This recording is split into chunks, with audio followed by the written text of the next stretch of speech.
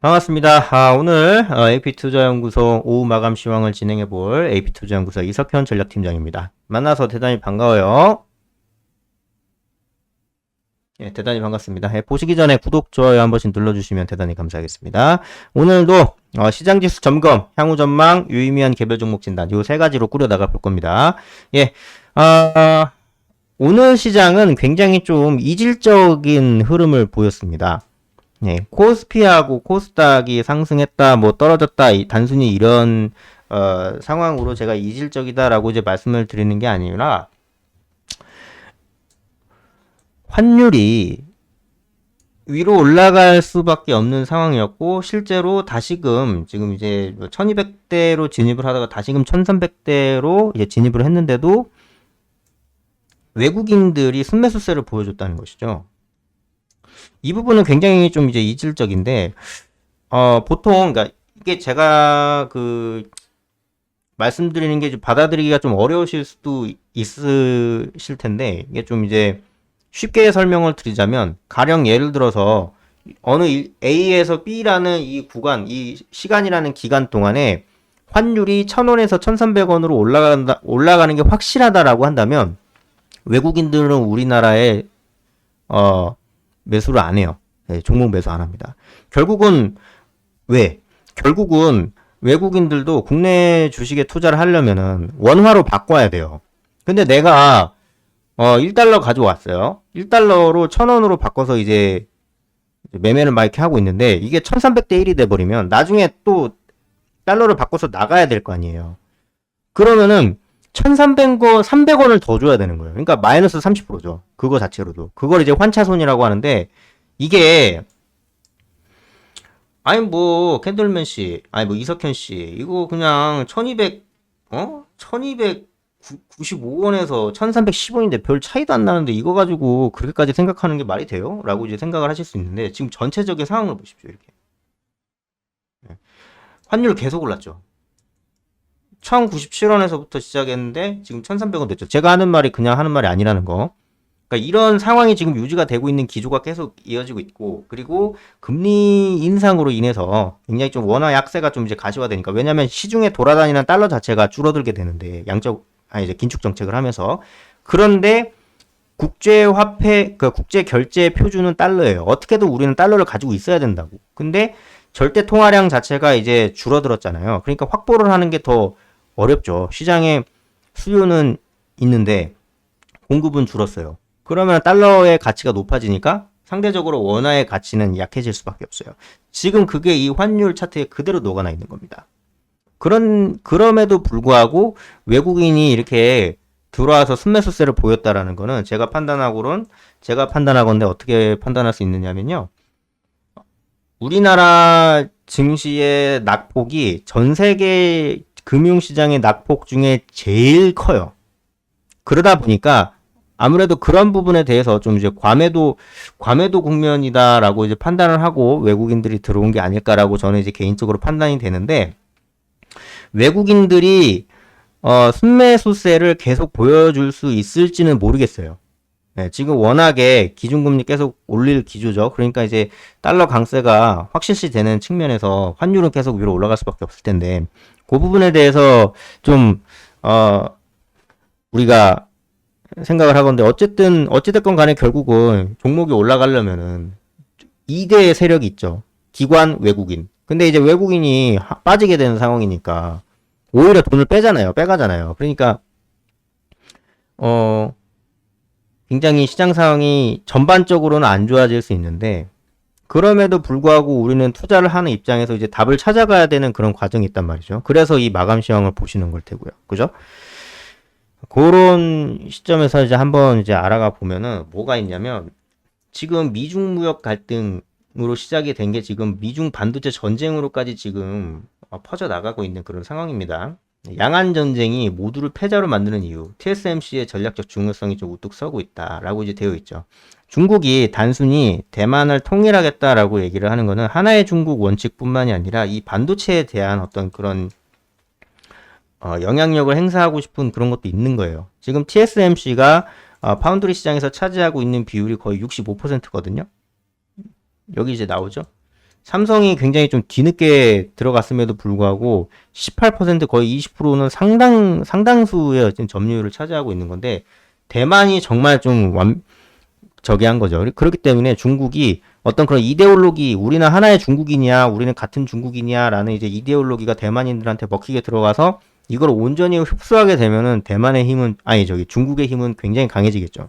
근데 미국이 그걸 지금 못하게 하고 있고, 설령 대만이 중국 손에 들어가더라도 본인네들 본토에서 반도체를 생산할 수 있게끔 공장을 아주 노골적으로 만들어 달라고 지금 이제 동맹국들한테 이제 요청을 하고 있죠. 사실상 한국, 일본, 대만한테 요구를 하고 있는 거랑 똑같습니다. 그런 상황이기 때문에 이런 시장에서는 오히려 반도체에 대한 가치가 상대적으로 더 높아질 수밖에 없어요. 지금 뭐 10호 동맹을 한다 뭐다 뭐 이제 이런 식으로 얘기를 하고 있는데 그게 사실상 중국을 반도체 시장에서 배제시키기 위해서 도태시키기 위해서 그 도태를 통해서 중국이라는 국가 자체의 성장성을 막으려고 첨단 시장으로의 진출 자체를 막으려고 하는 거예요. 그러면은 그걸 하기 위해서는 반드시 지금 반도체 패권 국가라고 불릴 수 있는 대만, 한국, 일본의 도움이 절실한 거죠. 미국도 반도체 패권 국가 중 하나이긴 하지만 뭐 네덜란드, 영국도 있지만 네덜란드, 영국은 뭐 당연히 지금 미국 쪽에 붙어 있고 나토 가입국이기도 하고 이러다 보니까 그렇기 때문에 그 반도체 종목들, 반도체 섹터들 그리고 장비주, 뭐 설비주 이런 친구들을 기반으로 봐야 될 필요가 있다라고 저는 이제 말씀을 드리고 싶은 겁니다. 예. 근데 이제 지금은 아예 그냥 지금 당장 뭐 이렇게 올라갈 수는 없다고 생각을 해요. 기준금리가 좀 이제 멈춰야 되는 상황이 좀 이제 돼야 되기 때문에 지금 뭐 2.5% 지금 기록을 하고 있는 상태에서 시장에서도 야 뭐냐 하면서 막 말들이 나오고 있어요. 예. 근데 또 이제 너무 계속 올라가게 되면은 이 채권 뭐 은행이라든지 뭐 이런 친구들도 본인들 고객을 잡아둬야 되잖아요. 그러다 보니까 어떻게든 막 희망 회로를 돌려가지고 금방 될 수 있습니다라는 식으로 얘기를 해야 되고 그런 건덕지를 만들어야 되는데 그 과정에서 좀 엇갈린 이제 오락가락하는 어떤 그런 이제 흐름들이 나온 것 같습니다. 네. 여기 보시면은 시장에서는 연준이 지난달 금리 결정 직후에 인상 속도를 늦춘다고 예상을 했는데 그 근거가 뭐냐면 FOMC 7월 27일 정례 회의 마친 다음에 언젠가는 금리 인상 속도를 늦추는 것이 적절할 것이라고 얘기를 했어요. 예. 그러니까 야 그러면은 이제 금리 인상 속도 늦추겠네라고 이제 얘기를 했는데 다른 연준 인사들 이게 서로 이제 투표를 하는 거예요. 제롬 파월 의장님이 뭐 독재자처럼 막 이렇게 결정하는 게 아니거든요.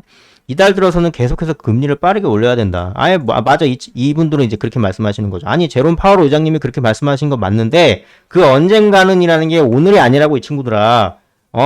그 언젠가는, 내가 딱 정리해서 말해줄게. 언제냐? 인플레이션이 잡히게 되는 지표가 눈에 띄게 보일 때야. 라고 이제 지금 얘기를 하고 있는 거기 때문에, 그러면 또 이제, 뭐야, 희망회로 지금, 엄청 굴려놨는데, 라고 하면서 막 이것저것 좀 이제, 뭐 교통체증이 발생하고 있는 그런 상황입니다. 이제 결국은 이제 기준금리, 뭐 이제 소비자 물가지수 이런 것들이 좀 잡히는 모습이 보여지지 않는 한 기준금리는 계속 위로 올라갈 수밖에 없다라는 것이 다시 한번 입증이 된 거죠. 예. 그러니까 우리의 증시가 올라가려면 어떻게 해야 돼요?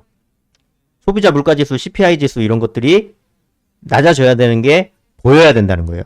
그게 아니고서는 현금 보유하고 있는 것이 가장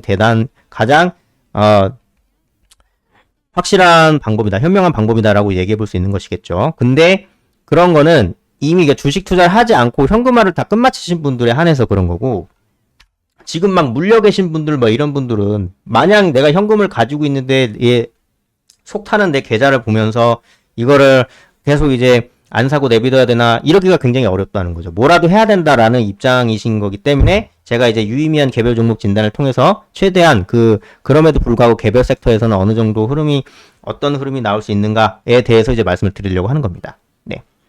자, 그러면 이제 시장 기술 향후 전망 말씀드렸고, 유의미한 개별 종목 들어가 보도록 하겠습니다. 자, 첫 번째, 오늘 한창 바이오텍이 상한가는 기록을 했습니다.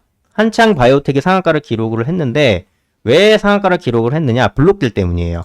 예, 모회사 지분을 매각을 결정한다고 해서 상한가를 기록을 했는데, 325만 7,632주를 양도하겠다. 그러니까 어느 1인한테 양도를 하겠다. 장내 매도를 하는 것이 아니라 양도한다고 했으니까 이건 블록딜이 맞겠죠. 그런데 양수할 매수인은 공개하지 않았지만 매수 예정일은 9월 15일이다.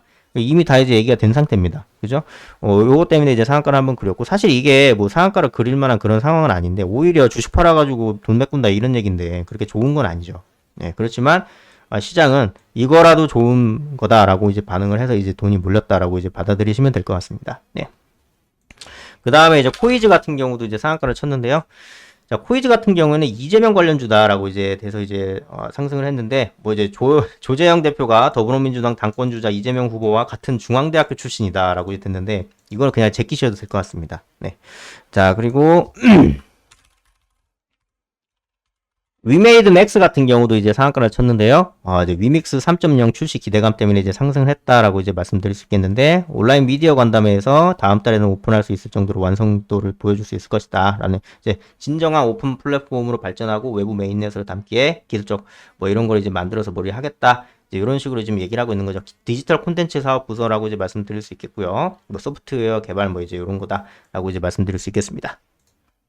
요 메인넷이라는 게 이제 암호화폐 지갑 만들어가지고 이제 그런 걸 하겠다라는 건데, 위믹스 3.0도 그거랑 좀 이제 관련이 되어 있는 이제 그런 거라고 보시면 될 것 같습니다. 여기 메인넷 이런 거 찾아보면은 이렇게 나와요.